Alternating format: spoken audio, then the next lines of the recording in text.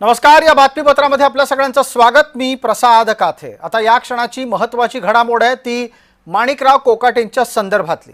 माणिकराव कोकाटेंवर बजावण्यात आलेल्या अटक वॉरंटला प्रत्यक्षात सादर करण्यासाठी आणि पुढील कारवाई करण्यासाठी नाशिक पोलिसांचं पथक मुंबईमध्ये दाखल झालंय।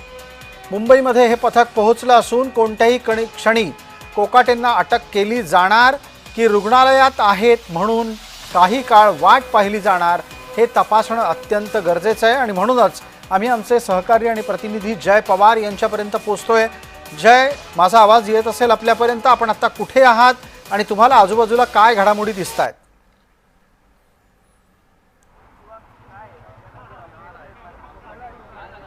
नक्कीच सर, आपण जर पाहिलं तर मी सध्या लीलावती रुग्णालयाच्या बाहेर आहे आणि अवघ्या काही क्षणातच आता नाशिक पोलीस हे लीलावती रुग्णालय येथे दाखल होतील आणि पुढील प्रक्रिया जी आहे ते सुरू करतील।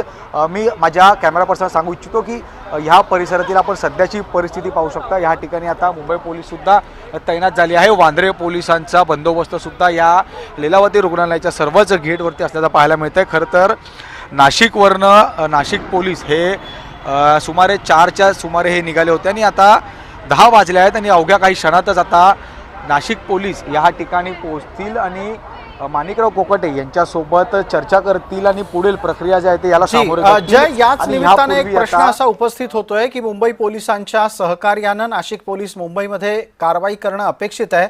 मग मला आपल्याला असं विचारायचं आहे जय, तुम्ही कॅमेऱ्यात जर आलात तर फार बरं होईल। मला आपल्याला असं विचारायचं आहे की या प्राप्त स्थितीमध्ये रुग्णालयात जाऊन ही कारवाई संपन्न होईल की ही कारवाई करण्यासाठी आणखी एक दिवस वाट पाहिली जाईल?